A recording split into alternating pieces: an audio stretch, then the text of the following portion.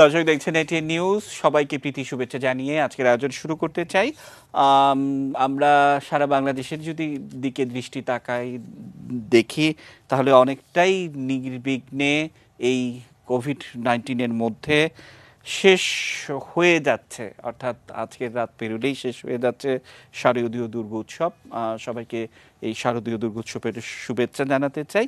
মহানবমীর আয়োজন চলছে মিডিয়াপাড়ার পুজো মণ্ডপে, হয়তো আমরা কিছুটা সময় দেখাতে পারি। এটি একটি খবর। অন্যদিকে মাননীয় প্রধানমন্ত্রী শেখ হাসিনা আজকে রিপোর্টার্স ইউনিটির 25 বছর পূর্তি অনুষ্ঠানে তিনি অনেক কিছুই বলেছেন, যেগুলো বিশেষ করে গণমাধ্যম, মুক্ত গণমাধ্যম তো বটেই, এবং মত প্রকাশের স্বাধীনতার জন্য দেশের প্রতি দায়িত্ববোধের দরকার রয়েছে।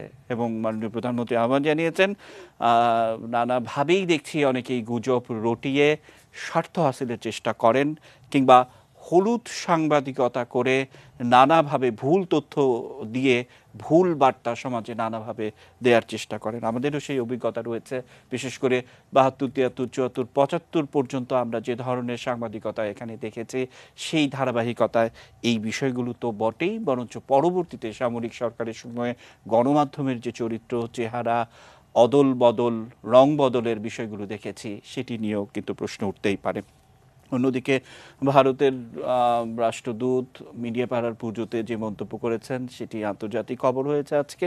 তিনি বলেছেন যে বাংলাদেশ অসাম্প্রদায়িক রাজনীতি এবং দুর্গাপূজা একটা অসাম্প্রদায়িক উৎসবের উদাহরণ, অনন্য উদাহরণ হচ্ছে বাংলাদেশ। আমরা নানা বিষয় দিক রেখে আজকের বিষয় নির্ধারণ করেছি অসাম্প্রদায়িক বাংলাদেশ এবং হলুদ সাংবাদিকতা। আমরা যাদেরকে পেয়েছি একটু পরিচয় করিয়ে দিতে চাই। আমরা সাবেক বিচারপতি AHM শামসুদ্দিন চৌধুরী মানিক স্যারকে পেয়েছি। স্যার, স্বাগত জানাচ্ছি আপনাকে দিয়ে অনুষ্ঠান শুরু করব আজকে। আমরা সাবেক চেয়ারম্যান NBR-এর মোশাররফ হোসেন ভূঁইয়াকে স্যারকে পেয়েছি। স্যার, কৃতজ্ঞতা যে দূরে বসে আপনি আমাদেরকে সময় দিচ্ছেন, অসংখ্য ধন্যবাদ স্যার। আমরা পেয়েছি আবুল কালাম আজাদ, সাবেক মুখ্য সচিব এবং ক্লাইমেট ভালনারেবল ফোরামের বিশেষ দূত, সভাপতি প্রেস ক্লাব ও সম্পাদক দৈনিক যুগান্তরের সাইফুল আলম এবং লেখক সাংবাদিক স্বদেশ রায়কে আমরা পেয়েছি। প্রত্যেককে কৃতজ্ঞতা জানিয়ে শুরু করতে চাই। আমরা আমার সহকর্মী মহসিন কবিরের একটি প্রতিবেদন দেখব, সেটি দেখে আজকের আয়োজন শুরু করতে চাই। মাঠের সাংবাদিকদের সবচেয়ে বড় সংগঠন ঢাকা রিপোর্টার্স ইউনিটি বা DRU। সংগঠনটির রজত জয়ন্তীর অনুষ্ঠানের উদ্বোধন করলেন প্রধানমন্ত্রী শেখ হাসিনা। গণভবন থেকে ভিডিও কনফারেন্সে হোটেল ইন্টারকন্টিনেন্টালের অনুষ্ঠানে যুক্ত হন তিনি। যা খুশি আপনারা কিন্তু রিপোর্ট করতে পারেন, সেখানে আমরা কোনো বাধা দেইনি। দেশের কোথায় কি ঘটছে তা জানতে সহায়তা করে গণমাধ্যম। অনেক সময় গণমাধ্যমের রিপোর্ট দেখে ব্যবস্থা নেওয়ার কথা জানিয়ে প্রতিবেদনে বস্তুনিষ্ঠতা আশা করেন প্রধানমন্ত্রী। চিন্তা, বিবেক, মত প্রকাশের স্বাধীনতা, কিন্তু সেই স্বাধীনতাটা ভোগ করতে গেলে সাথে সাথে অপরের প্রতি যে দায়িত্ববোধ, দেশের প্রতি যে দায়িত্ববোধ, রাষ্ট্রের প্রতি যে দায়িত্ববোধ, সেই দায়িত্ববোধটাও কিন্তু থাকতে হবে। আগে একটু মামলা হলেই কিন্তু সাংবাদিকদের চট করে গ্রেপ্তার করে নেওয়া হতো। আমরা কিন্তু সেটাও পেনাল কোড সংশোধন করে দিয়েছি, যাতে হয়রানির সম্মুখীন না হতে হয়। পত্রপত্রিকায় সরকারের সমালোচনাকে সাধুবাদ জানান প্রধানমন্ত্রী, তবে সেই সমালোচনাই দায়িত্ববোধ যেন থাকে সাংবাদিকদের কাছে, এমন প্রত্যাশা করেন তিনি। সাংবাদিকতাটা আমরা নিরপেক্ষতা চাই। নীতিহীন সাংবাদিকতা কোনো দেশের কল্যাণ আনতে পারে না। সমালোচনা সবাই করুক, তাতে আপত্তি নেই, কারণ সমালোচনার মধ্য দিয়েই অনেক কিছু জানা যায়। সেই হলুদ সাংবাদিকতাটা যেন না থাকে। প্রধানমন্ত্রী বলেন, দুর্নীতি নিয়ে গণমাধ্যমে সরকারের সমালোচনা করে লেখালেখি হয়, অথচ সরকার কোনো দুর্নীতিবাজকেই ছাড় দিচ্ছে না, যেখানে 75 পরবর্তী সময়ে সরকারিভাবে দুর্নীতিবাজদের আশ্রয় প্রশ্রয় দেওয়া হতো। আমরা যেখানে দুর্নীতি পাচ্ছি, সে আমার যত বড় দলের হোক, কর্মী হোক, যেই হোক, নেতা হোক, আমরা কিন্তু সাথে ব্যবস্থা নিচ্ছি। হ্যাঁ, তাতে আমাদের বিরোধী যারা, তাদের লেখার সুযোগ হচ্ছে বা বলার সুযোগ হচ্ছে যে আওয়ামী লীগ দুর্নীতি করছে, কিন্তু এই কথাটা কেউ চিন্তা করছে না যে আওয়ামী লীগ দুর্নীতিকে প্রশ্রয় দিচ্ছে না, সে যেই হোক তার বিরুদ্ধে ব্যবস্থা নিচ্ছে। কারণ দুর্নীতির বীজ বপন করে গেছে 75-এর পর অবৈধভাবে ক্ষমতা দখলকারী সরকারগুলি। প্রথমে জিয়াউর রহমান, এরপরে এরশাদ, এরপরে খালেদা জিয়া। মানুষের চিন্তা চেতনা দেশের জন্য যেন উদ্বুদ্ধ হয়, সে ধরনের সাংবাদিকতাও প্রত্যাশা করেন প্রধানমন্ত্রী। এখন সম্প্রচার আইন প্রণয়নেরও কাজ চলছে। মহসিন কবির, এটিএন নিউজ, ঢাকা। আমরা মহসিন কবিরের প্রতিবেদনটি দেখলাম। এবং সাইফুল ভাই, আপনি শুধু প্রস্তুত থাকবেন যে নীতিহীন সাংবাদিকতা কোনো দেশের কল্যাণ বয়ে আনতে পারে না। আপনার কাছ থেকে শুনবো, কিন্তু তার আগে এইচ.এম. শামসুদ্দিন চৌধুরী মানিক স্যারকে তার কাছ থেকে শুনবো যে একেবারে নির্বিঘ্নে আমরা এই শারদীয় দুর্গোৎসবটি প্রায় শেষ হতে চলেছে এবং অসাম্প্রদায়িক বাংলাদেশ বিনির্মাণে আমাদের এমন কিছু মানুষের আত্মত্যাগ অবদান, যেটি মাননীয় প্রধানমন্ত্রী তার ভাষণে আজকে কিছুটা বলেছেন।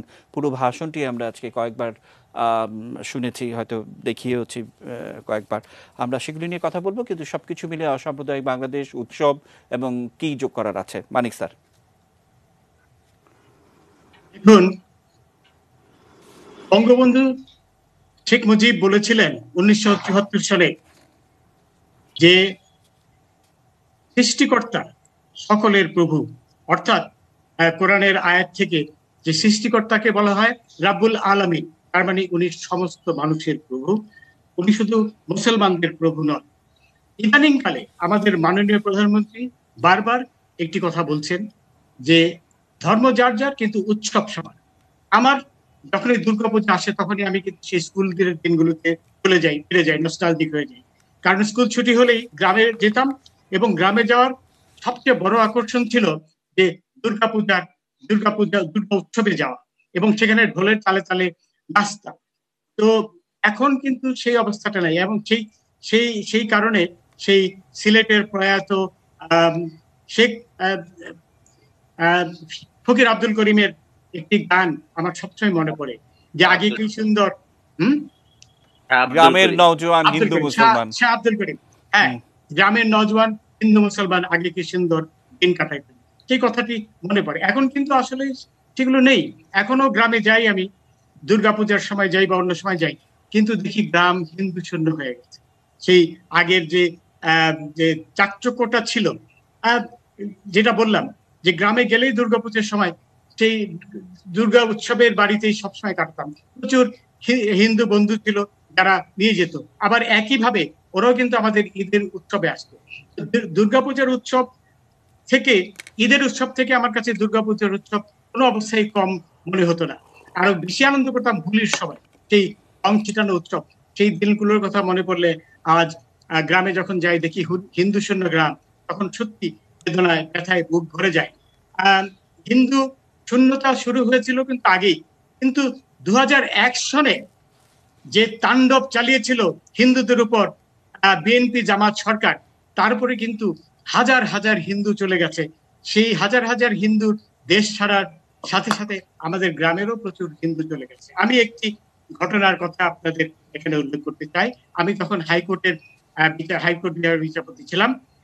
শুনলাম আমাদের গ্রামে কিছু দুষ্কৃতিকারী মন্দির ভেঙেছে এবং তাদের কিন্তু হাতে নাতে ধরেছে, এবং দুর্ভাগ্যবশত তার পরের দিনই মুন্সিগঞ্জের চিফ জুডিশিয়াল ম্যাজিস্ট্রেট তাদের জামিন দিয়ে দিয়েছে। তারপরের দিন যেটি জামিন অযোগ্য অপরাধ হাতে নাতে ধরা পড়া, আমি সেই চিফ জুডিশিয়াল ম্যাজিস্ট্রেটকে হাইকোর্টের তলব, তার কাগজপত্র দেখলাম যে অনেক গন্ডগোল সে করেছে জামিন দেওয়ার সময়, এবং তাকে হাইকোর্টে তলব করে যখন তাকে কাঠগড়ায় দাঁড়াতে বললাম, তখন আমার বন্ধু প্রয়াত অ্যাটর্নি জেনারেল মাহবুব আলম বলল যে মাই লর্ড, এটা কি করছেন? তারাও তো অতিরিক্ত জেলা জজের সমকক্ষ বিচারক। আমি বললাম যে এই ধরনের বিচারকদের জন্য কাঠগড়াই উপযুক্ত জায়গা। পরে যখন কোর্ট শেষ হলো, মাহবুব আলম, যে আমার ব্যক্তিগত বন্ধু ছিল, এসে বললো, দোস্ত তুমি ঠিক কাজটাই করছো, আমি তো আমার কর্তব্য পালনের জন্য আপত্তি তুলেছিলাম, কিন্তু মাহবুব আলম কিন্তু মারাত্মকভাবে অসাম্প্রদায়িক ব্যক্তি ছিলেন এবং একই গ্রামে, অর্থাৎ যে গ্রামে মন্দির ভেঙেছে সেটি মাহবুব আলমেরও গ্রাম।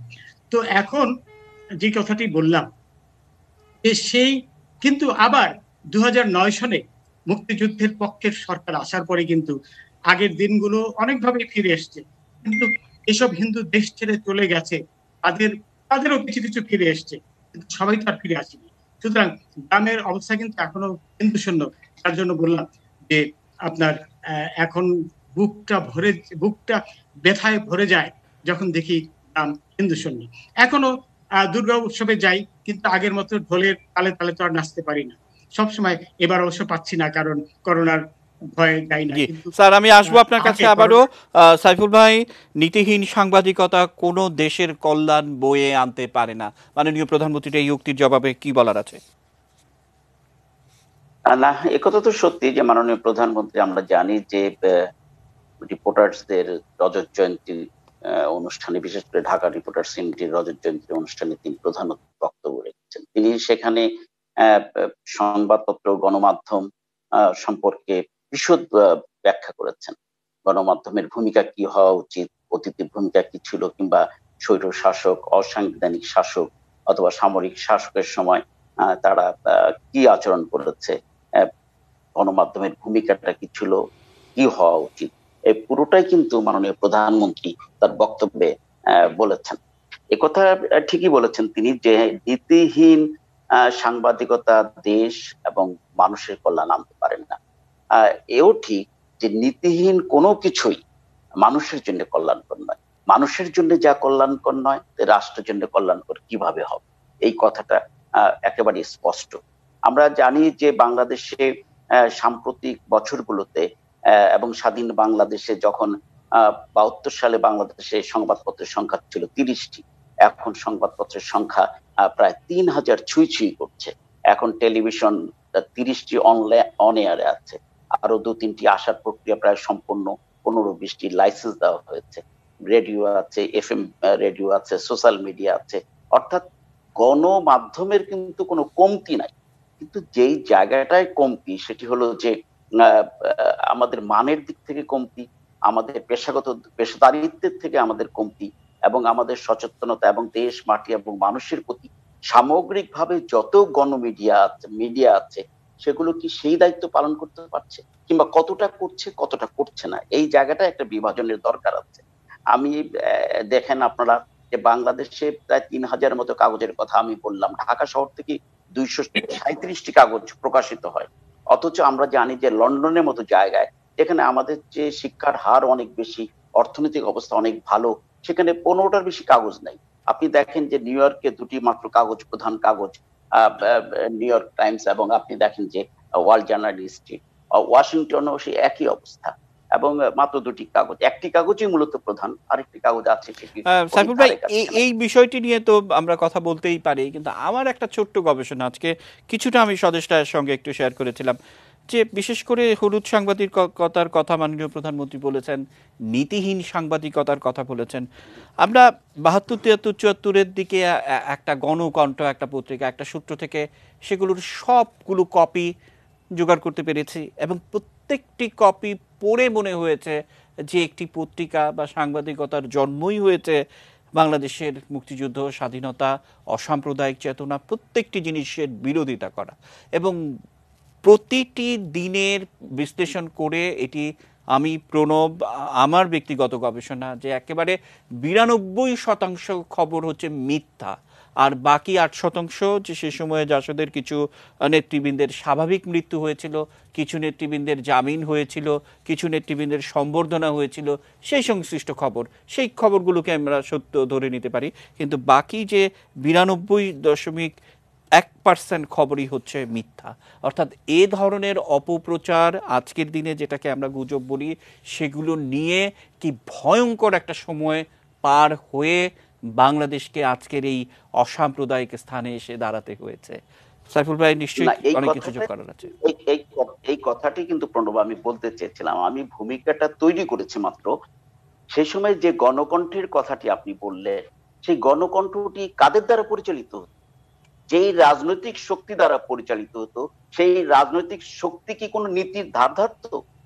কাজে কোনো গণমাধ্যম যখন যেই পুঁজি তাকে নিয়ন্ত্রণ করে, সেই পুঁজি যদি নীতিহীন হয়, সেই পুঁজি যদি ভ্রষ্ট হয়, সেই পুঁজি যদি দেশ এবং জনগণের কথা চিন্তা না করে, তাহলে গণমাধ্যম যে পুঁজি দ্বারা নিয়ন্ত্রিত, সেটি কখনো গণমুখী হতে পারে না।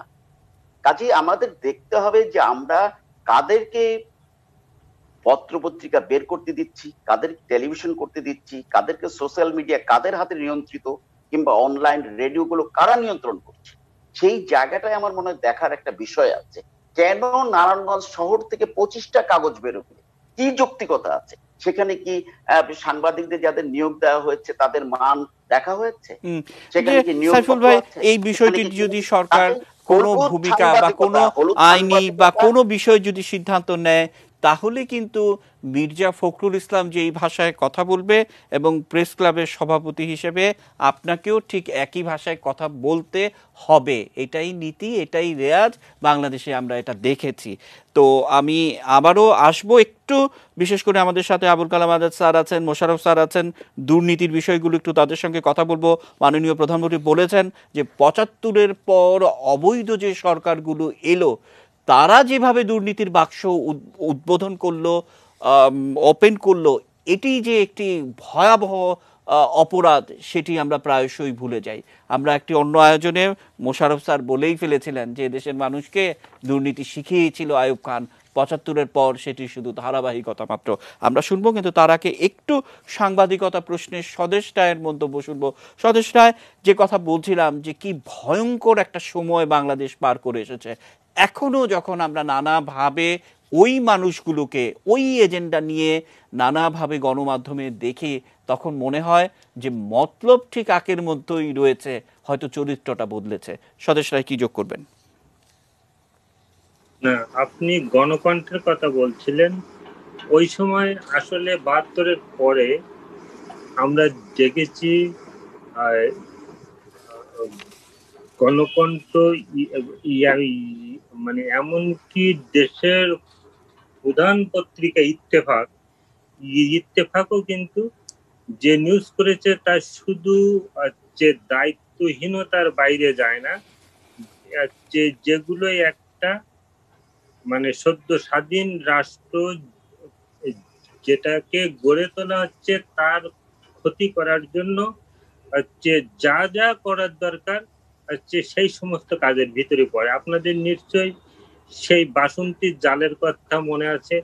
আর আপনার গণকণ্ঠে কি না ছাপা হতো, গণকণ্ঠের প্রথম পাতায় ছাপা হতো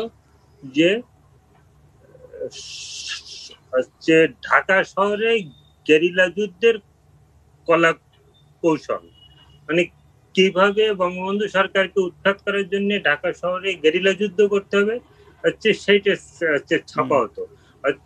আপনার কোন দেশে মত প্রকাশের স্বাধীনতার নামে তো এইটা ছাপতে দেওয়া যায় না।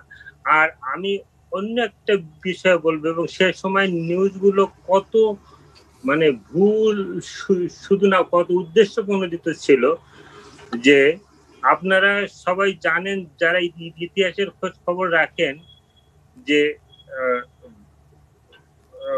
73-74 সাল থেকেই এই ঢাকা শহরের ঢাকা নগর আওয়ামী লীগের প্রেসিডেন্ট এবং রেড ক্রসের প্রেসিডেন্ট গাজী গোলাম মোস্তফাকে একটা দুর্নীতির প্রতিমূর্তি বানিয়েছিল আমাদের প্রায় সবগুলো পত্র পত্রিকা মিলে। আচ্ছা, 1975 সালে বঙ্গবন্ধু মারা যাওয়ার পরপরই 7ই নভেম্বর জিয়াউর রহমান ক্ষমতায় এসে গাজী গোলাম মোস্তফাকে অ্যারেস্ট করেন। তারপরে গাজী গোলাম মোস্তফার বিরুদ্ধে দুর্নীতির মামলা হয়। এই দুর্নীতির মামলা হলো মার্শাল কোর্টে। তখন গাজী গোলাম মোস্তফা তিনি লয়ার চাইলেন সবিতা রঞ্জন পাল, দ্যাট মিনস ইয়েসার পালকে। ইয়েসার পাল বললেন যে আমি নীতিগত ভাবে মার্শাল কোর্টকে কোর্ট মনে করি না, হ্যাঁ, তা অতএব আমি ওখানে যাব না, কিন্তু আমার জুনিয়র শাহ আজিজ, আপনারা সবাই নিশ্চয়ই শাহ আজিজুর রহমানকে চেনেন, যিনি পরবর্তীতে জিয়াউর রহমানের প্রধানমন্ত্রী হয়েছিলেন। তা বললো যে শাহ আজিজুর রহমান এই কেস করবে।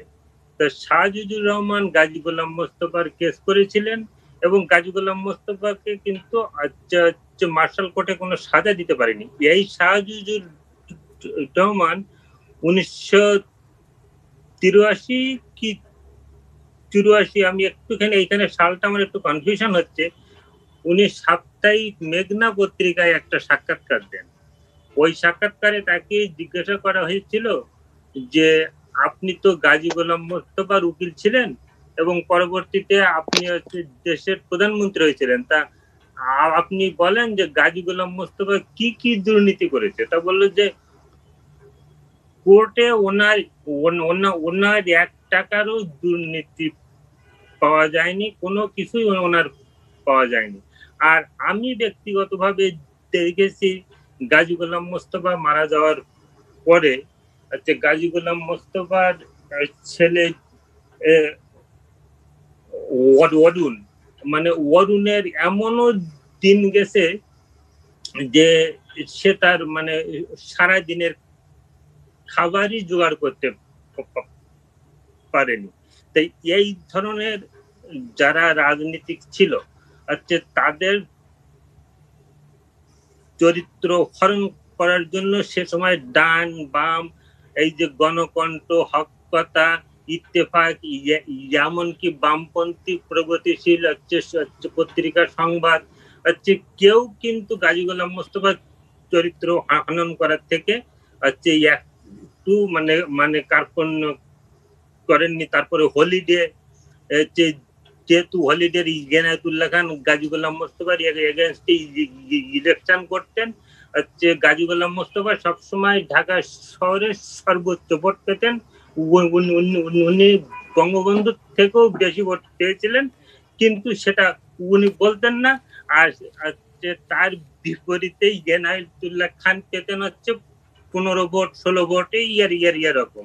এই জন্য ওনার একটা খুবই ক্ষোভ ছিল যে আমি শিক্ষিত মানুষ, আমাকে লোকে ভোট দেয় না। এই জন্য হলিডের কাজই ছিল কিন্তু প্রতি সপ্তাহে গাজী গোলাম মোস্তফার এগেইনস্টে একটা করে মানে ফ্যাব্রিকেটেড করা রিপোর্ট ছাপা।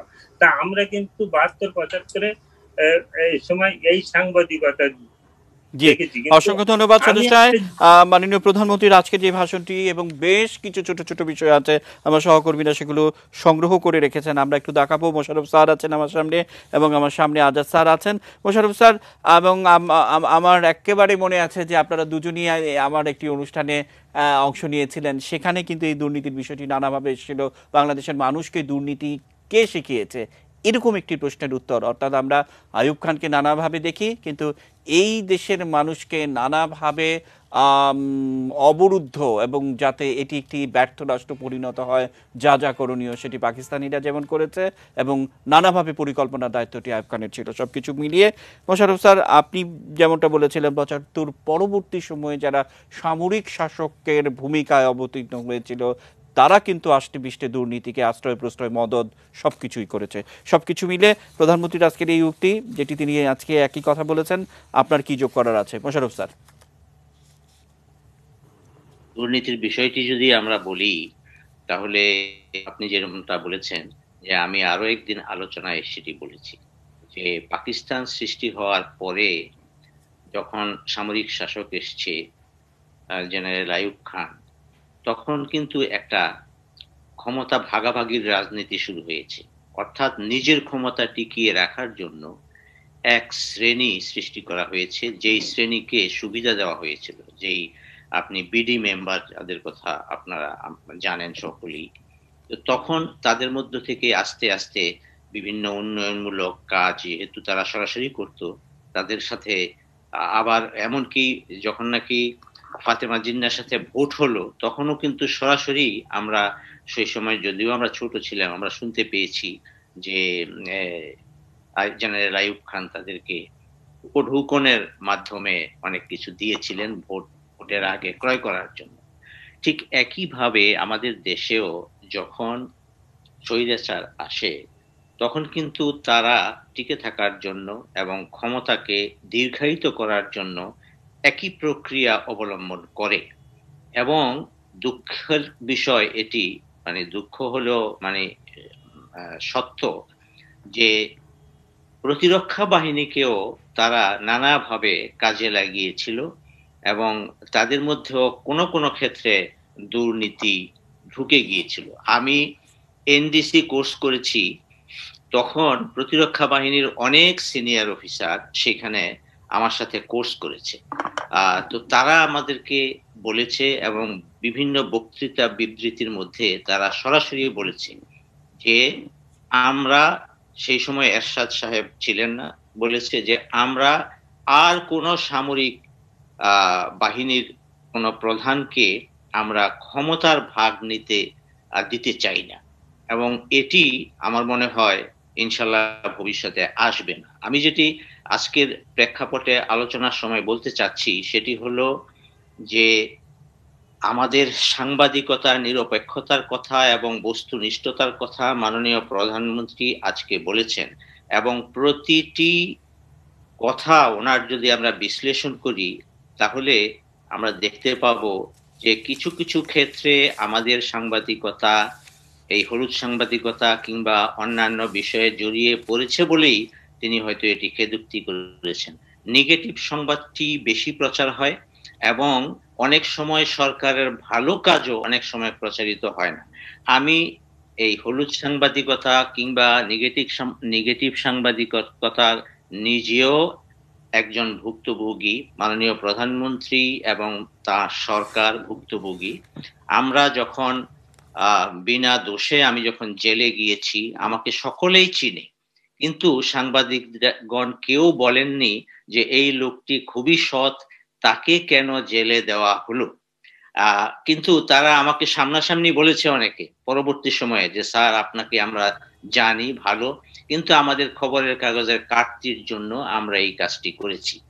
এবং মজার কথা হলো যে দুর্নীতি দমন কমিশন যখন এই মামলা থেকে অব্যাহতি দিল এবং এটাতে সরকারের ভাবমূর্তি ভালো হয়েছে, ওই সময়ে বেশ কিছু নামি দামি সাংবাদিকতা বলেছে যে সরকারের ইচ্ছায় দায় মুক্তি দিয়েছে।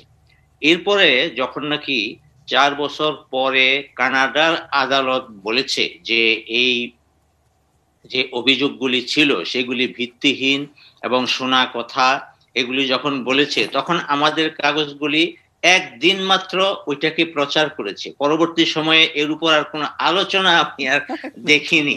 তো এর থেকে অনেক সময় আমরা লক্ষ্য করি যে সরকারের যে ভালো পদক্ষেপগুলি সেইগুলিকে যে একটু ধারাবাহিকভাবে প্রচার করা অনেক সময় সেটি হয়ে ওঠে না।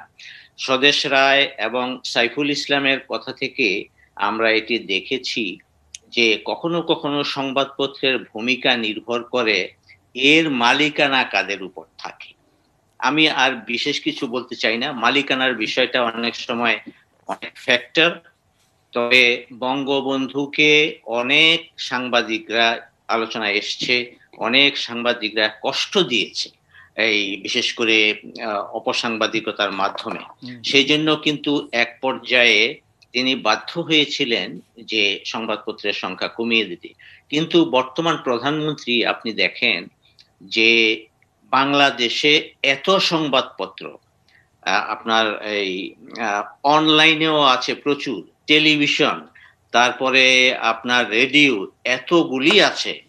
এর মাধ্যমে যেমনটি আপনার এই অনেকের উপার্জনের ব্যবস্থা হয়েছে, অনেকের আয় রোজগার সেগুলো তো হয়েছেই, তারপরে বিভিন্ন ভাবে ইয়ে করেছে। কিন্তু এর মধ্যেও এগুলি কিন্তু প্রধানমন্ত্রী দিয়েছে। যদি দেখা যেত যে এর মধ্যে সেন্সরশিপ আছে কিংবা নতুন সংবাদপত্র বা ওইগুলোর অনুমতি দিতে অনেক বিধিনিষেধ আছে, তাহলে কিন্তু এতগুলি আসতো না।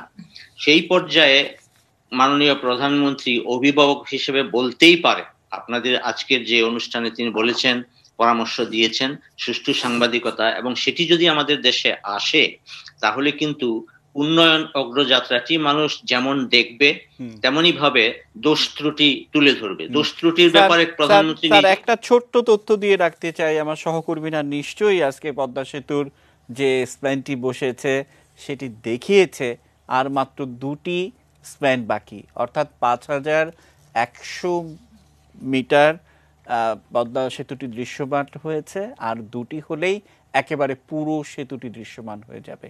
এখন যদি আমি প্রশ্ন করি যে কটি টেলিভিশনে আজকে এটি সংবাদ শিরোনাম হয়েছে কিংবা আমাদের টেলিভিশনে আমরা যেখানে কাজ করি যে সেখানে এটির শিরোনাম হয়েছে, আমরা কি বলতে পারবো? তাহলে এটি নিয়ে, দুর্নীতি নিয়ে যে ধরনের প্রচারণা আমরা দেখেছিলাম সেই সময়টিতে বিশ্ব ব্যাংকের সুযোগে, আপনার নিশ্চয়ই মনে আছে যে আপনি কিছুক্ষণ আগে বলছিলেন যে যে এইসব ছাপলে আসলে পত্রিকার কাটতি বাড়ে, টেলিভিশনের টিআরপি বাড়ে, কিন্তু দেশ গোল্লায় গেল, তাতে কিছু এলো গেল না। একদম ছোট্ট একটা বিরতিতে যেতে চাই, নিচে ছোট্ট বিরতি, এটি নিউজের সঙ্গে থাকে।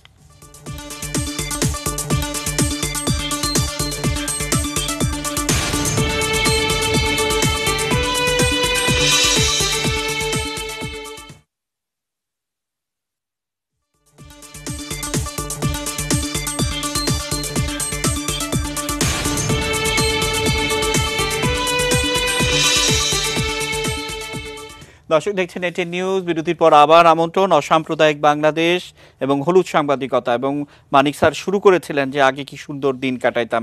আমার আসলে পুরো অনুষ্ঠান জুড়ে আমরা আছি, স্বদেশটায় আছেন, আমাদের সাথে আবুল কালাম আজাদ স্যার আছেন, মোশাররফ স্যার আছেন, কিন্তু এই মুহূর্তে ঠিক কারণ বাজারের মিডিয়া পাড়ার পুজোতে একেবারে তুমুল আয়োজন চলছে। আন্তর্জাতিক খ্যাতিসম্পন্ন ঢোল বাদক মিঠুন চক্রবর্তী, একটু আমরা ঢুকে আমরা আবারও আসবো। আমরা একটু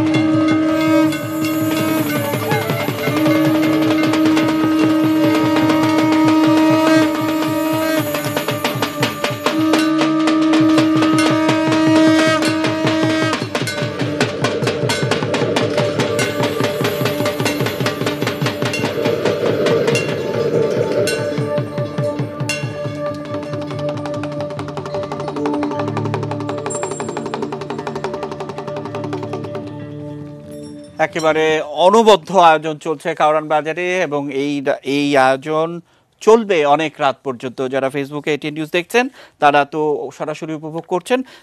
আমরা আসলে এই কারণেই এটি দেখাতে চাই যে আসলে এই কোভিড-19 মধ্যে এরকমই একটি উৎসব এবং রীতিমতো সরকারের সার্বিক সহযোগিতা ছিল বলেই কিন্তু এরকম একটি করা সম্ভব হয়েছে। আজাদ স্যারকে অনেকক্ষণ বসিয়ে রেখেছি। স্যার, নানা বিষয় কিন্তু রয়েছে আপনার যোগ করার, কি যুক্ত করবেন আজাদ স্যার? ধন্যবাদ। যে মিডিয়া নিয়ে কথা হচ্ছিল, অনেকেই বলেন যে আমাদের দেশে মিডিয়া তারা সারপ্লাস স্বাধীনতা ভোগ করে। কেউ কেউ বলে যে যা খুশি তাই লেখা যায়। সব ক্ষেত্রে এটা সত্য না, সব মিডিয়ার জন্য সত্য না, সব পত্রিকার জন্য এটা সত্য না, কিন্তু কারো কারো জন্য সত্য। হওয়া উচিত যেটি মাননীয় প্রধানমন্ত্রী স্পষ্ট করে বলেছেন সেটা হচ্ছে যে দেশের প্রতি দায়িত্ববোধ। এটা কিন্তু সবচেয়ে বড় জিনিস, যে আপনি যা কিছু লিখবেন কষ্টি পাথর হচ্ছে ওইটা, যে আপনি দেশের প্রতি দায়িত্ববোধটা পালন করছেন কিনা। এখানে কিন্তু অনেক কথা আছে। দেশের প্রতি দায়িত্ববোধ থেকে আপনি কোনটা কত প্রমিনেন্টলি বলবেন সেটা অনেকখানি ডিপেন্ড করে। তাহলে পরে আমাদের দেশ যে উন্নয়নের দিকে তরতর করে এগিয়ে যাচ্ছে, এই ক্ষেত্রে তাহলে উন্নয়ন সাংবাদিকতার অত্যন্ত বেশি প্রয়োজন। কোন উন্নয়ন কাজটা ভালো হচ্ছে, উন্নয়ন কাজে যদি কোনো সমস্যা থাকে সেটিও বলা, কিন্তু আনফর্চুনেটলি সেই জিনিসগুলো খুব কম আসে। নেগেটিভ জিনিসগুলো এত বেশি আসে, যেটা একটু আগে মোশাররফ ভূঁইয়া স্যার বলছিলেন। বর্তমান সরকারের একটি মানে শক্তিশালী দিক হচ্ছে যে দুর্নীতি যেখানেই হচ্ছে সেখানেই দুর্নীতি কিন্তু শনাক্ত করছেন, দুর্নীতি ধরে ফেলছেন। যে পর্যায়ের কর্মচারী, যে পর্যায়ের জনপ্রতিনিধি হন না কেন, মাননীয় প্রধানমন্ত্রী আজকে তার বক্তৃতায় স্পষ্ট করে বলেছেন যে আমরা দুর্নীতি শনাক্ত করে তার সে কি পজিশনে আছে উই ডোন্ট কনসিডার। এইটি কিন্তু সবচেয়ে বড় জিনিস। হয়তো যেখানে রিসোর্স আছে, আমাদের মতো দেশের আর্থসামাজিক অবস্থাতে দুর্নীতি হবে, কিন্তু এই দুর্নীতিকে কত ইফেক্টিভলি মোকাবেলা করা, কত কার্যকর ভাবে এটিকে শনাক্ত করা। আপনারা খেয়াল করেছেন এই যে করোনার সময়ও যে আর্থিক সহযোগিতা দেওয়া হচ্ছিল, সেখানে কিছু কিছু ইউনিয়ন পরিষদ চেয়ারম্যান এবং দলীয় ইউনিয়ন পরিষদ চেয়ারম্যান তারা এই ধরে ফেলেছে। এইটি হচ্ছে সবচেয়ে বড় জিনিস। আর বিষয় হচ্ছে যে এই মিডিয়াম নেগেটিভ বিষয়ের দিকে এত বেশি দৃষ্টি দেয়, পজিটিভ বিষয়গুলোর দিকে নজর কম এবং ফলো আপ থাকে না। আজকে যদি এই যে মাঝখানে আমরা দেখলাম যে শাহেদ সাবরিনা ইত্যাদি নিয়ে কোনো ফলো আপ নাই, ফলো আপ না থাকার কারণে কোনো সময় আমি বলবো এই ক্ষেত্রে দায়িত্বশীলতার প্রশ্ন, যে গরম গরম জিনিসটি প্রচার করে দিলাম, কিন্তু ফলো আপ না থাকার কারণে হয়তো দেখা যাবে যে কোনো ক্ষেত্রে দুর্নীতিবাজরা প্রশ্রয় পেয়ে যাবে। সেই জন্য কথা থাকবে এটা হলুদ সাংবাদিকতা একদম বন্ধ করে দিয়ে সেখানে সারপ্লাস স্বাধীনতার বিপরীতে যদি দেশের প্রতি দায়িত্ব বোধ মেনটেন করে যদি আমাদের সাংবাদিক বৃন্দ কাজকর্ম করতে পারেন, যেটি স্বদেশ রায় যেটি বলেছেন যে কত সাংবাদিকতা হয়েছে। আমি মনে করি যে সময় এসছে আমাদের যে নেগেটিভ নিউজ বেশি কাটতি দেয় এই জিনিসটি এখন আর অতটা সত্য না। এখন পজিটিভ জিনিস যদি প্রত্যেকটি মিডিয়ায়, এটি ইলেকট্রনিক এবং প্রিন্ট মিডিয়া, এই জিনিসটি যদি শুরু করতে পারেন, তাহলে আমি মনে করি যে আমরা পজিটিভ জিনিসগুলো বেশি দেখবো, বেশি শিখবো, আমাদের পরবর্তী প্রজন্ম এটি বেশি শিখবে। অসংখ্য ধন্যবাদ।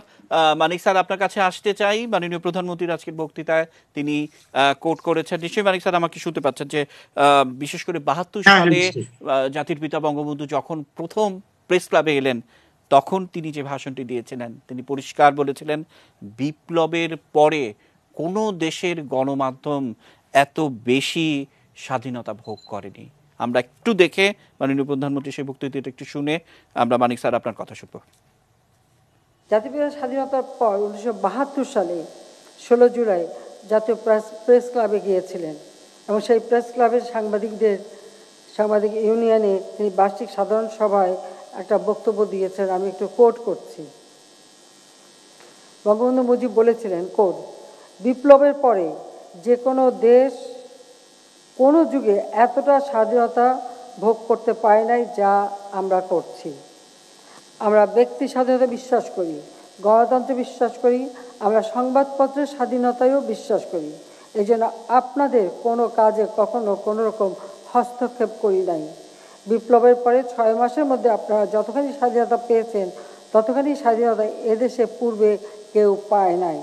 আমার সরকার সংবাদপত্রের স্বাধীনতা হস্তক্ষেপ করেছে, এমন নজির কেউ দিতে পারবে না, আনকোড। ও কথাটা কত বড় সত্য।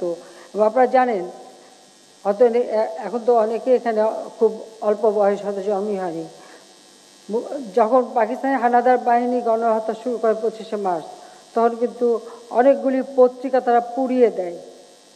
অনেক পত্রিকা, খুব বেশিটা পত্রিকা আমাদের ছিল না, প্রত্যেকটা সংবাদপত্র অফিসে তারা হামলা চালায়। এবং স্বাধীনতার পরে এমন একটা অবস্থা হয় যে এই সমস্ত সংবাদপত্র চালানো তাদের পক্ষে খুব কঠিন হয়ে পড়ে।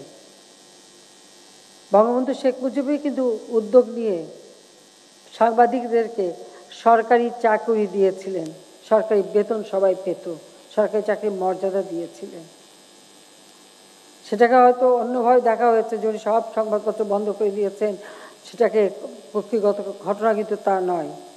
কারণ তখন কারো বেতন দেওয়ার মতো বা সাংবাদিক চালানোর মতো কোনো ক্ষমতা ছিল না, আর্থিক সে অবস্থাটা ছিল না। সেই দায়িত্বটা তিনি নিয়েছিলেন এবং তখন সকলকেই সরকারি চাকরির মর্যাদা দিয়েছিলেন। দুর্ভাগ্য হলো আমার নিজের দেখা যে যারা সরকারি চাকরিই পেয়েছিল তারাই বেশি সমালোচনা করত। যে কারণে আমি 96 সালে যখন সরকারে আসি তখন 2টি পত্রিকা সরকারি ছিল, আমি সেগুলি যখন বেসরকারি করে দিতে যাই বা বন্ধ করে দিতে চাই, যে সরকারি কোনো পত্রিকা থাকবে না, তখন এক সময়কার সমালোচকরা, তারা যেহেতু সরকারি বেতন পেতেন, তারা আন্দোলনও করে, অনশনও করে যে কেন সেটা আমরা বন্ধ করব। তখন যে আমার বাবা নাকি রাষ্ট্রীয়করণ করেছে বলে আপনারা আন্দোলন করেছেন, সমালোচনা এখনও করে যান, তো আমরা রাষ্ট্রীয়করণ করে সংবাদপত্র রাখবো না, আমার সিদ্ধান্ত। তো এখন আবার আন্দোলন কেন, এখন আবার এরকম মানুষের ভিতরে এই ধরনের একটা মানসিক দ্বৈততা আমরা দেখেছি। মানিক স্যার, মাননীয় প্রধানমন্ত্রী কিন্তু চরম সত্যি কথাগুলো কিন্তু বলেছেন, এবং আমাদের যারা গবেষক আছেন, আমাদের যারা এই বিষয়গুলো নিয়ে নিয়মিত কাজ করেন, তাদের জন্য কিন্তু এই বিষয়গুলো অনেক তথ্যপাত্র, অনেক বেশি সহায়ক। নিশ্চয়ই আপনার অনেক কিছু যোগ করার আছে। মানিক স্যার, আপনি যদি বলশেভিক রেভলিউশনের পরবর্তীকালে কি ঘটেছিল দেখেন, বা কিউয়ান বিপ্লবের পরে বা মাও সেতুংয়ের বিপ্লবের পরে, আপনি এই যে বঙ্গবন্ধু যে কথাগুলো বলেছিলেন তার 100% সত্যতা খুঁজে পাবেন। কারণ বিপ্লবের পরে কিন্তু প্রতি বিপ্লবীরা অনেকখানি চেষ্টা করে, বিশেষ করে তখন যারা আপনার বিপ্লবের বিরুদ্ধে ছিল, সাম্রাজ্যবাদী শক্তিগুলো ব্যবহার করতে কিন্তু পত্র পত্রিকাগুলোকে, কারণ পত্র পত্রিকার মাধ্যমেই আপনার বিপ্লবকে ধ্বংস করে দেওয়া যেতে পারে। যেমনটি আমি এখানে একটি উদাহরণ দিই, বঙ্গবন্ধুকে খুন করার আগে কিন্তু পত্র পত্রিকাগুলোকে দিয়েই যারা পাকিস্তান এবং সেই সময়ের মার্কিন যুক্তরাষ্ট্র এমন পরিস্থিতি সৃষ্টি করেছিল যাতে বঙ্গবন্ধুকে হেয় করা যেতে পারে। ঠিক যেভাবে চিলিতে আইনদির সরকারের বিরুদ্ধে আপনার একই ধরনের পত্র পত্রিকার মাধ্যমে যে ধরনের প্রচারণা চালিয়েছিল। আমি এখানে একটু অ্যাড করতে চাই যে বাংলাদেশের একটি বহুল প্রচারিত ইংরেজি পত্রিকা, তারা 1/11 পরে আপনার সেই সামরিক গোয়েন্দাদের চাপে মিথ্যা কথা লিখেছে বলে সেই পত্রিকার সম্পাদক নির্লজ্জের মতো সেই কথাটি স্বীকার করেছে। তারপরেও কিন্তু সেই সম্পাদকের বিরুদ্ধে কোনো আইনি পদক্ষেপ নেওয়া হয়নি, এবং সেই পত্রিকা যে নাকি স্বীকার করলো যে ডিজিএফআই এর চাপে সেই মিথ্যা কথা লিখতে বাধ্য হয়েছিল, সেই পত্রিকা কিন্তু বহাল তবিয়তে এখনো আছে। তাছাড়া আরো একটি বহুল প্রচারিত বাংলা পত্রিকা, স্যার এই পত্রিকাগুলো কিন্তু এখন বহুল প্রচারিত নয়, মানে সেটি মানে আমরা জানি যে কোভিড পরবর্তী পরিস্থিতি এবং নানা কারণে সেই পত্রিকাগুলোকে নিশ্চয়ই আর বহুল প্রচারিত পত্রিকা বলা যায় না। স্যার বলুন, আপনার কথা শেষ করুন। হ্যাঁ, কারণ জনগণেরও কিন্তু যে পত্রিকা প্রকাশ্যে স্বীকার করলো যে আমরা মিথ্যা যে পত্রিকার সম্পাদক, যে আমরা ডিজিএফআই এর চাপে পড়ে মিথ্যা সংবাদ প্রচার করতে বাধ্য হয়েছি, জনগণেরই উচিত সেই সব পত্রিকা সিদ্ধ করা। এবং আরেকটি বাংলা পত্রিকা যাদের নীতি হচ্ছে যে মাননীয় প্রধানমন্ত্রীকে এবং এই মুক্তিযুদ্ধের চেতনার পক্ষের সরকারকে পদচ্যুত করা, তো এইগুলো তাদের সেই প্রচারণা, তাদের সেই অপচেষ্টা কিন্তু এখনো চলছে। আমি একটি কথা বলি, আমি লন্ডনে একটি খুব গুরুত্বপূর্ণ পত্রিকা একটি কথা পড়েছিলাম, একটি আর্টিকেল পড়েছিলাম, সেখানে বলা হয়েছে যে সাংবাদিকদের শক্তি হচ্ছে পারমাণবিক শক্তির মতো, তাদের বিধ্বংসী ক্ষমতা যেমন অত্যন্ত গভীর, তাদের মঙ্গলকারী ক্ষমতাও কিন্তু একই ধরনের। এখন সে যেটি মাননীয় প্রধানমন্ত্রী আজকে বলেছেন যে যদি তারা দেশপ্রেমিক হয়, সাইফুল আলম সাহেব বা স্বদেশ রায়ের মতো এবং আরো অনেক আছেন, তাদের মতো দেশপ্রেমিক হলে তারা কিন্তু দেশের অনেক মঙ্গল আনতে পারে। আবার এট দি সেম টাইম আপনার মনে আছে যে একসময় মক্কা শরীফের ছবি ছাপিয়ে বলা হয়েছিল যে এটি হচ্ছে বাংলাদেশে যুদ্ধ অপরাধীদের বিচারের বিরুদ্ধে একটি আন্দোলনের ছবি। এই ধরনের অপপ্রচারের মাধ্যমে পত্রিকাগুলো দেশের মারাত্মক ক্ষতি করতে পারে, করেছে, যেটি আমি বললাম বঙ্গবন্ধু। জি স্যার, আমি আসবো আপনার কাছে, স্যার আবারও আসবো সেই মক্কা শরীফের গিলাপ পরিবর্তনের ছবি দিয়ে যে যুদ্ধাপরাধীদের প্রতিবাদে, তাদের বিচার থামানোর দাবিতে মক্কা মদিনায় এই প্রতিবাদটি হয়েছিল, সেরকম ছবি আমরা দেখেছি। অর্থাৎ সেই গণকণ্ঠ, হক কথার মতোই অ্যাটিচিউড পত্রিকাগুলোর আমরা কিছুদিন আগেও সেটি দেখেছি। স্বদেশ রায়, আপনার কাছে আসবো, আমাদের সঙ্গে মোশাররফ স্যার আছেন। স্যার, এখন বাংলাদেশকে সবাই মর্যাদার চোখে দেখে। মাননীয় প্রধানমন্ত্রী এই কথাটা আজকে বলেছেন। আমরা তার এই বক্তব্যটি শোনাবো, তারপর আপনার কথা শুনবো, কিন্তু একেবারে ছোট একটা বিরতি নিয়ে ঘুরে আসতে চাই। নিচে ছোট্ট বিরতি, এটি নিউজের সঙ্গে থাকুন।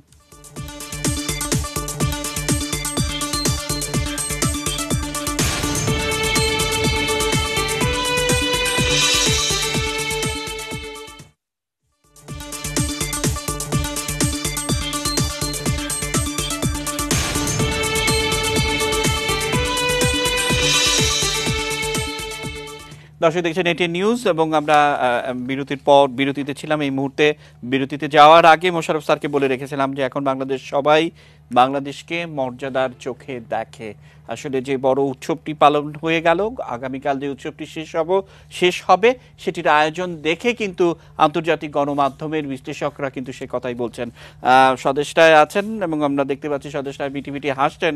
স্বদেশটায় যে পুজোটির আয়োজন করেছেন কারণ বাজারের মিডিয়া পাড়ায়, সেখানে এই মুহূর্তে 1 মিনিটের জন্য আমরা একটু ঢুকবো। একেবারে তুমুল আয়োজন, মানে লেজার শো চলছে আপনাদের অনুমতি নিয়ে, স্বদেশটায়ের অনুমতি নিয়ে, কারণ এটা স্বদেশটায়ের পুজো। আমরা 1 মিনিটের জন্য লেজার শো দেখে এসে আলোচনায় ঢুকবো।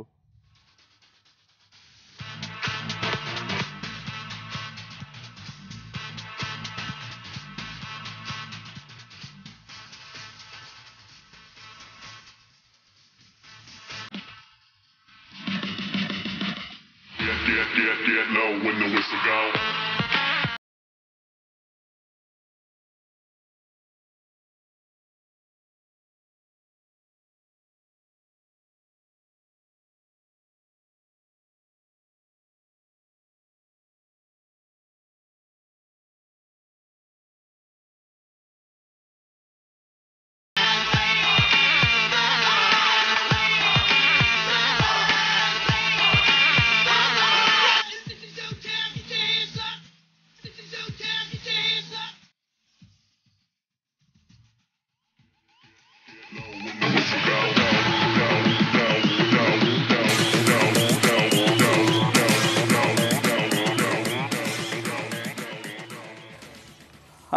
আমরা দেখছিলাম এবং যেমনটা বলছিলাম 1 মিনিটের জন্য যাব, স্বদেশটায়ের পুজো এটি। এবং যে কথা বলছিলাম যে মাননীয় প্রধানমন্ত্রীর আজকের একটি মন্তব্য, অর্থাৎ এখন বাংলাদেশকে সবাই মর্যাদার চোখে দেখে, এই উৎসবটিও একটি বড় উদাহরণ হিসেবেই কিন্তু এসছে। আমরা একটু মাননীয় বক্তব্য শুনে আমরা যাচ্ছি মোশাররফ স্যারের কাছে। আওয়ামী লীগ সরকার আসার পর এদেশের মানুষ প্রথম উপলব্ধি করেছে সেটা হলো সরকার জনগণের সেবক। আমি সেই ঘোষণাটাই প্রথম দিয়েছিলাম, আর সেভাবেই সেই নীতি নিয়েই কাজ করে যাচ্ছি জাতির পিতার স্বপ্নটা পূরণ করবার জন্য। যে জাতি যুদ্ধ করে বিজয় অর্জন করে বিশ্বে মর্যাদা অর্জন করেছিল ৭৫-১৫ই আগস্টের পর, সেই মর্যাদা ভুলণ্ঠিত হয়েছিল। বিদেশের মানুষ জানতো যে যে মানুষটি আপনাদের স্বাধীনতা এনে দিল তাকে আপনারা হত্যা করলেন, অর্থাৎ খুনিদের দেশ। এবং সেটা আর হয়েছিল কেন? জাতির পিতার হত্যাকারী তাদের বিচার করা হয়নি, তাদের ইন্ডেমনিটি দেওয়া হয়েছিল, বিভিন্ন দূতাবাসে চাকরি দেওয়া হয়েছিল, যা স্বাধীন দেশের প্রতিনিধি, রাষ্ট্রদূত অথবা দূতাবাসে কারা খুনিরা, আত্মস্বীকৃত খুনি, যারা জোর গলায় বলতো তারা খুন করেছে, কে তাদের বিচার করবে? এই ধরনের মানে দব্যক্তিও তারা করেছিল। তো সেই দেশকে তো খুনির দেশ হিসেবেই মানুষ নিয়েছিল। বাংলাদেশ মানে ক্ষুধা দারিদ্র, বাংলাদেশ মানে ঘূর্ণিঝড়, বাংলাদেশ মানে দুর্যোগ, বাংলাদেশ মানে ভিক্ষা চাওয়া। আমাদের একটা লক্ষ্য ছিল আওয়ামী লীগ জাতির পিতার হাতে গড়া সংগঠন। সেই সংগঠনের দায়িত্ব পাওয়ার পর থেকে এটাই আমাদের প্রচেষ্টা ছিল যে বাংলাদেশে সে হারানো গৌরব আমরা ফিরিয়ে আনব, খুনিদের বিচার, যুদ্ধ অপরাধীদের বিচার করব, সেই সাথে সাথে আমরা দেশকে অর্থনৈতিকভাবে স্বাবলম্বী করব। কারো কাছে হাত পেতে যেন আমাদের চলতে না হয়, ভিক্ষা চেয়ে যেন চলতে না হয়, নিজের পায়ে যেন আমরা দাঁড়াতে পারি। বাংলাদেশ বললে যেন মানুষ একটা সম্মানের চোখে দেখে, বাংলাদেশ বললে যেন মানুষ একটা মর্যাদা দেয়, বাঙালি জাতি হিসেবে যেন একটা মর্যাদা বিশ্বে সবাই পায়। অন্তত এইটুকু দাবি আমি করতে পারি যে বর্তমানে কিন্তু সেই অবস্থাটা আমাদের আছে, আমরা অর্জন করেছি। এমাত্র অল্প সময়ের মধ্যেই কিন্তু এখন বাংলাদেশকে সবাই মর্যাদার চোখে দেখে যে হ্যাঁ বাংলাদেশ পারে। মোশাররফ স্যার, কত শক্তি মাননীয় প্রধানমন্ত্রীর এই কথাগুলোর মধ্যে, কি বলবেন? আপনি যদি মাননীয় প্রধানমন্ত্রীর প্রথমবার যখন ক্ষমতায় আসে 96 সনে, তখনই কিন্তু উনি আপনার এই প্রত্যয় নিয়েই কাজ করেছেন যে আমার চাওয়া পাওয়ার কিছু নাই, আমার মানে বাবা মা ভাই বোন কিছুই নাই, কাজেই আমি দেশ থেকে কিছু নিয়ে যেতে আসি নাই, আমি দেশকে দিতে এসেছি। ওই সময় একটা কথা ছিল। যাই হোক, পরবর্তী পর্যায়ে আবার 2009 সনে যখন ক্ষমতায় আসেন, তখন থেকেই তার যে একটা আত্মবিশ্বাস, আত্মপ্রত্যয় এবং ধৈর্য ও আপোষহীনতা, ধৈর্য আমি এই ক্ষেত্রে বলবো, কখনো কখনো দেশে এত মানে অনাচার, বিরুদ্ধাচরণ সরকারের বিরুদ্ধে, তার নিজের বিরুদ্ধে অনেক কিছু ঘটে, সেগুলিকে উনি সহ্য করেন। আর আত্মবিশ্বাস, আত্মপ্রত্যয় হলো যে যে কোনো অন্যায়ের বিরুদ্ধে আপোষহীনভাবে তিনি সেটিকে মোকাবেলা করেন। আর সবচেয়ে বড় বিষয়টি আমাদের এসছে যখন নাকি 2013 সনে মাননীয় প্রধানমন্ত্রী বলেছেন, সেই সময় আমাদের দেশের অনেক অর্থনীতিবিদ এবং সরকারের মধ্যেও বহু লোক আপনার একটা ধারণা ছিল যে নিজের টাকায় পদ্মা সেতু তৈরি করা এটি একটা অকল্পনীয় ব্যাপার, কিন্তু মাননীয় প্রধানমন্ত্রী বলেছেন যে আমরা করব এবং আমরা পারবো।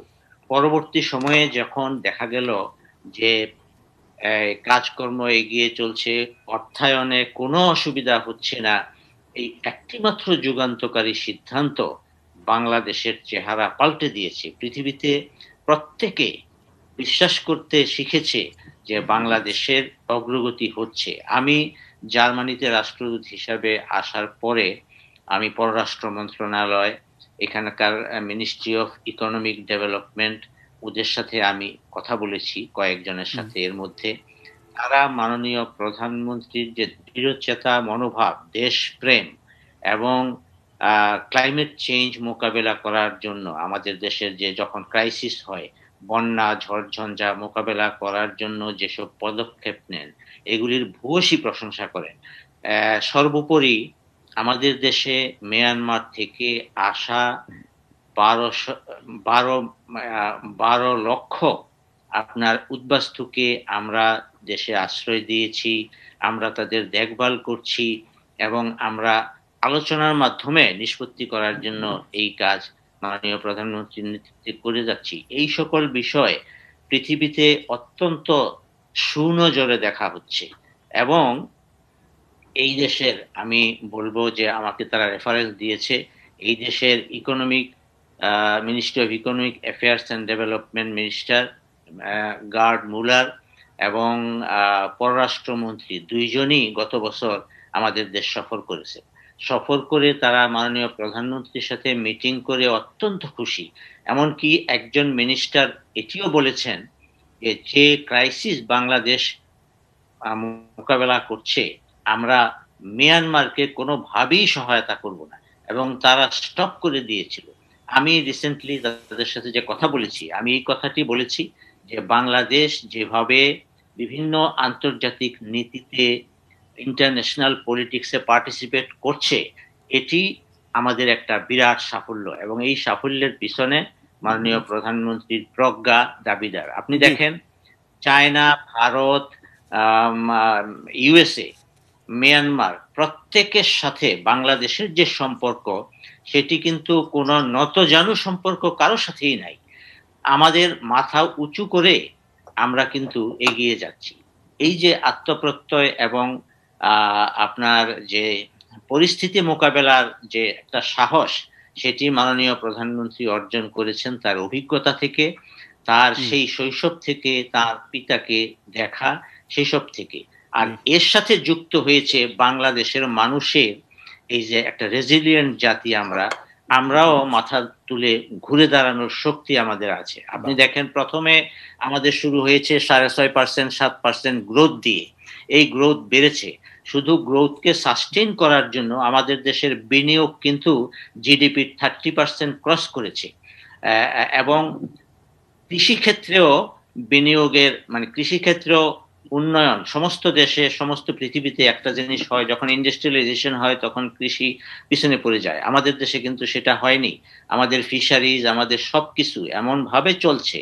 এখন আমাদের দেশের 160 মিলিয়ন কিংবা 170 মিলিয়ন পপুলেশন আমাদের অ্যাসেট হয়ে দাঁড়িয়েছে।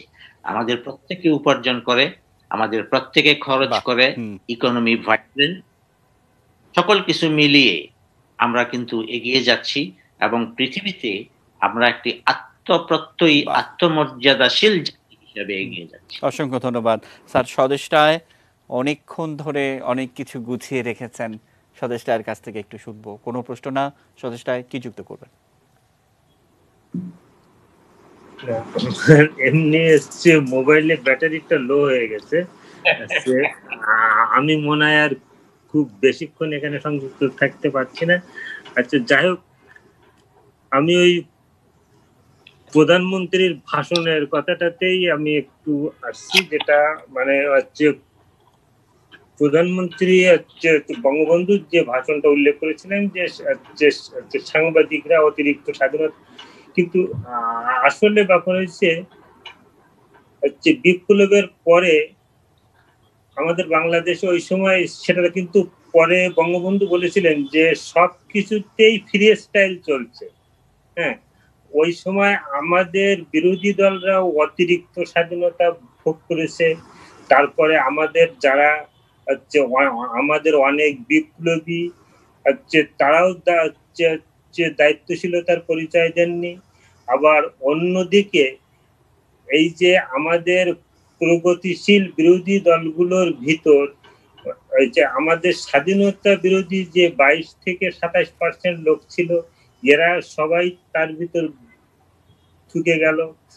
এবং অন্যদিকে আমাদের যে আপনারা জানেন যে সাংবাদিকতায়ও একটা শ্রেণী ছিলেন যারা কিন্তু পাকিস্তানকে সমর্থন করতেন, যে তারাও নানান ভাবে এই ওই সময় সাংবাদিকতার ভিতরেই যে নানান কাজ করেছেন। আপনারা নিশ্চয়ই আপনাদের মনে আছে যে ওই সময় আপনাদের নিশ্চয়ই মনে আছে ওই সময় আপনার একটা মানে স্বাধীন দেশ হিসেবে একটা ম্যাপ দিয়ে হচ্ছে পত্রিকায় হচ্ছে একটা সাপ্তাহিক পত্রিকাতে নিউজ ছাপা হয়েছিল। ওই সম্পাদকের বিরুদ্ধে ও কিন্তু কঠোর ব্যবস্থা নেওয়া সম্ভব হয়নি, কারণ হচ্ছে তার আত্মীয় স্বজনরা তখন আপনার ওই আপনার মাপটা এই সমস্ত কাজ করে করা হয়েছিল।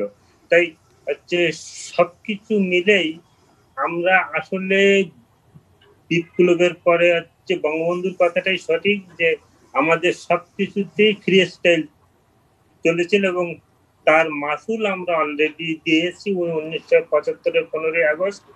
এবং 1975-এর 15ই আগস্ট আমরা যে দেশ এবং যে নেতা হারিয়েছি, এখানে এখনো পর্যন্ত আমরা ফিরতে পারিনি। তাই আজ হয়তো আজ হয়তো রিপোর্টার্স ইউনিয়নের 35 বছর পূর্তিতে হচ্ছে সাংবাদিকদের কথা বলা হচ্ছে, কিন্তু আমি বলবো যে সব পেশায় মানে এখন একটু সব পেশাকে ঘরে ফেরা উচিত, যেটা আমার দেশ। আচ্ছা, যেমন আমি আজই একজন হচ্ছে স্বতন্ত্র এমপির বক্তব্য শুনছিলাম। উনি বলছিলেন যে আমার এখানে জমি একর করা হয়েছে, আমার দরিদ্র মানুষরা এই জমি একরের টাকা তুলতে যান, মাননীয় প্রধানমন্ত্রী 3 গুণ টাকা দিয়েছে, কিন্তু এসি ল্যান্ড অফিস থেকে ডিসি সাহেব পর্যন্ত টাকা ঘুষ না দিলে আমার এই দরিদ্র লোকেরা টাকা পায় না। এবং তার ফলে তাদের যে টাকা তাদের পাওনা তার অর্ধেকের বেশি টাকা হচ্ছে ঘুষ হিসেবে দিয়ে আসতে হয়। তাই এই সব জায়গা থেকে আমাদের এখন একটু আপন ঘরে ফেরা উচিত, কারণ আমাদের দেশটা সত্যি মর্যাদার দিকে যাচ্ছে এবং দেশের মানুষ তার মর্যাদাকে ভালোবাসে। আমি একটা বিষয় গত সপ্তাহে লক্ষ্য করেছি যে যখনই IMF বলেছে যে আমাদের জিডিপি ভারতের থেকে বেশি হবে, এই নিউজটা যত পত্র পত্রিকা টেলিভিশন অনলাইন যেখানে গেছে সবখানে মানুষ বেশি লাইক দিয়েছে, বেশি পছন্দ করেছে। হচ্ছে সোশ্যাল মিডিয়াতে এটা হচ্ছে সব থেকে বেশি প্রচার হয়েছে। তার মানে এর থেকে বোঝা যায় যে মানুষ এই ধরনের খবরগুলো এবং এই বিষয়টি আমাদের হাতে, অর্থাৎ আমরাও এটি নিউজ যখন অনলাইনে এই খবরটি প্রকাশ করি, আমরা দেখেছিলাম যে প্রায় 35 মিনিটে আমরা 6 লাখেরও বেশি ভিউ হয়েছিল আমাদের। ঠিক এই মুহূর্তে কত সেটি হয়তো আমার জানা নেই, কিন্তু 35 মিনিটের মধ্যে 6 লাখ প্লাস 6,87,000 আমরা বলছিলাম যে আরে কিছুক্ষণ অপেক্ষা করলে হয়তো এটি 7 লাখ ছাড়িয়ে যেতে পারতো। অর্থাৎ মানুষ এখন আর নেতিবাচক খবর কিংবা নৈতিক দুর্নীতির খবর এগুলো করলে খুব হয়, যেমনটা মোশাররফ স্যার শুরুর দিকে বলছিলেন, এগুলোকে আর পছন্দ করে না বা কাটতি বাড়ে না। যে সম্পাদক মোশাররফ স্যারকে বলেছিলেন, মানে তাদেরকেও একটু জানিয়ে রাখতে চাই। আমাদের সঙ্গে আজাদ স্যার আছেন, মানিক স্যার আছেন, তাদের কথা শুনবো। একেবারে ছোট্ট একটা বিরতি নিয়ে ফিরে আসতে চাই, নিচ্ছি শেষ বিরতি। এটি নিউজের সঙ্গে থাকুন।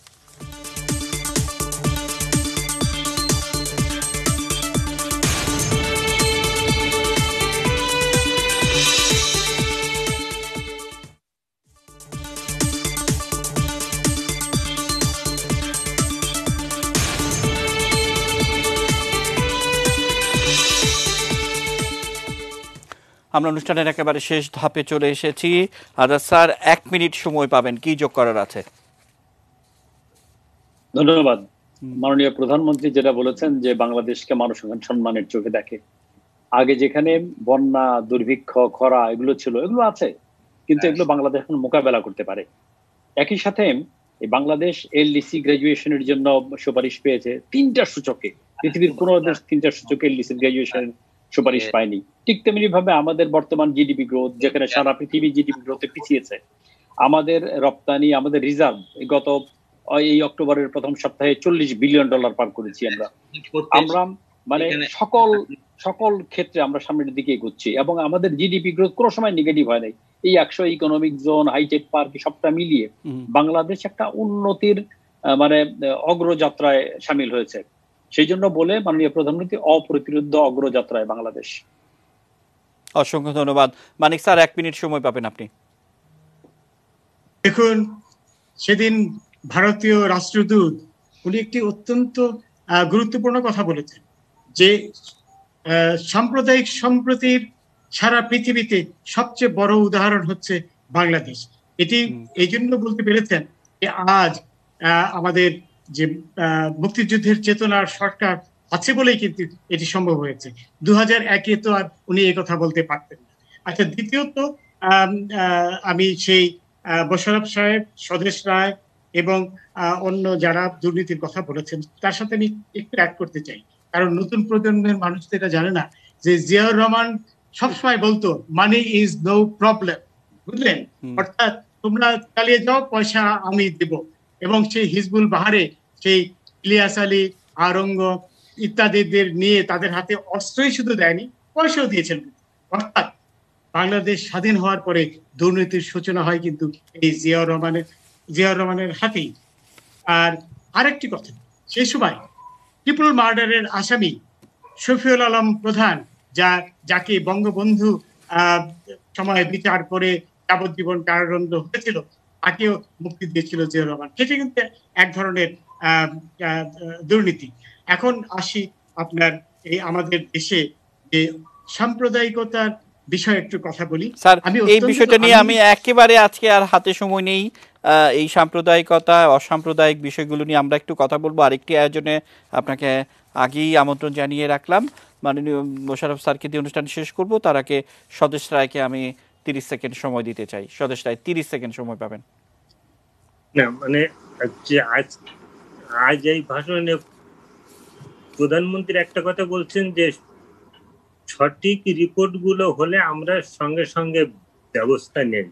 তাই এর থেকে আমাদের সাংবাদিকদেরও একটা স্বীকৃতিও কিন্তু উনি দিয়েছেন যে আমরা অনেক সঠিক রিপোর্ট করি, এবং আসলে একটা রাষ্ট্র সঠিকভাবে চালাতে গেলে হচ্ছে সংবাদপত্র বা হচ্ছে মিডিয়া পরিপূরক এটাই উনি বলেছেন। এবং উনি কিন্তু শুধু আমাদের সাংবাদিকতাকে মানে আমাদের যে আমরা একটা নেগেটিভ দিকে আছি, ভুল দিকে আছি, এটা কিন্তু সম্পূর্ণরূপে বলেননি উনি। না সেটা আমরা জানি সেটা কি হয়েছে, আমরা সারাদিন সেই ভাষণ দেখেছি, আর এই প্রসঙ্গটাও কিন্তু ওঠেনি। মোশাররফ স্যার, আমরা শেষ করব, শেষ কথা আপনার হবে। আমি যেটি বলতে চাই যে সুদূর জার্মানি থেকে আমাকে সংযুক্ত করেছেন, আমি দেশবাসীর সামনে কথা বলছি, এটাই আমার জন্য একটা বিরাট পাওয়া। আর এর মাধ্যমে আজকে যে গুরুত্বপূর্ণ আলোচনাটি যেটি মাননীয় প্রধানমন্ত্রীর বক্তব্যের উপর আপনি শুরু করেছেন, পুরো বক্তব্যটি যদি আমরা লক্ষ্য করি, টেলিভিশনেই বলেন কিংবা খবরের কাগজে বলেন, কোথাও কিন্তু উনি রাগ অথবা বিরাগের বশবর্তী হয়ে কাউকে দোষারোপ করেননি, পরামর্শ দিয়েছেন, এবং সেই পরামর্শটা দিয়েছেন অভিভাবক রূপে, এবং সেই অধিকারটি তার আছে। যদি আজকের অসাম্প্রদায়িক বাংলাদেশের কথা বলেন, আমাদের পার্শ্ববর্তী এত বড় এত ক্ষমতাশালী দেশ, সেইখানকার প্রধানমন্ত্রীও কিন্তু সরাসরি বলতে পারবেন না যে তিনি তার যে সাম্প্রদায়িকতার ঊর্ধ্বে উঠতে পেরেছেন এবং তার সরকার সেটি পেরেছেন, আমাদের দেশের সরকার সেটি পেরেছেন। শুধু তাই না, আমাদের দেশে ধর্ম পালন করেও নিজ নিজ এই যে মুসলমান হিসেবে ধর্ম পালন করেও আমরা সংখ্যালঘু যারা আছে তাদেরকে আমরা সমমর্যাদায় অধিষ্ঠিত করেছি। চাকরি বাকরির ক্ষেত্রে বলেন, মত প্রকাশের স্বাধীনতায় বলেন, সকল ক্ষেত্রে। এবং একটি বৈশিষ্ট্য আমাদের দেশের এই যে কোন হিন্দু বা অন্য ধর্মের লোক কিন্তু ইসলাম ধর্মের বিপক্ষে কোনো কথা কোনোদিন বলে নাই। যদি কখনো কিছু কেউ বলে থাকে সেটি মুসলমানের সন্তানই বলে। তো সেই জন্য আমি বলতে চাই যে আমাদের দেশ সাম্প্রদায়িক সম্প্রীতির দেশ, আমাদের দেশ এখন উন্নয়নের অগ্রযাত্রায় সামিল, আমাদের দেশ কোভিড-19 মোকাবেলায় পারঙ্গম। কারণ আমি এখন জার্মানিতে দেখছি প্রতিদিন 11,500 থেকে 12,000 এফেক্টেড হচ্ছে, বাংলাদেশে এর তুলনায় অনেক কম। বাংলাদেশের যে স্বাস্থ্য ব্যবস্থা, বাংলাদেশে বর্তমানে কোভিড চিকিৎসার ক্ষেত্রে কিন্তু তারা একটা স্থিতিশীলতা আনতে পেরেছে। যতই আমরা সমালোচনা করি, আমাদের দেশে এখন ভালো চিকিৎসা হচ্ছে আমি বলবো। তো সেই সব ক্ষেত্র একটাই কারণ, সেটি হলো আমরা মাননীয় প্রধানমন্ত্রী সকলকে কাজ করার স্বাধীনতা দিয়েছে, কিন্তু লাগামটাও তার হাতে আছে। যদি কেউ অন্য কিছু কোনো দিকে করে সেটি কিন্তু উনি ছেড়ে দেন না। অসংখ্য ধন্যবাদ, আমাদেরকে সময় দেওয়ার জন্য অসংখ্য ধন্যবাদ। এই অনুষ্ঠানটি রাত 1:10 পুনঃপ্রচারিত হয়। আবারও দেখার আমন্ত্রণ জানিয়ে শেষ করছি। শুভরাত্রি।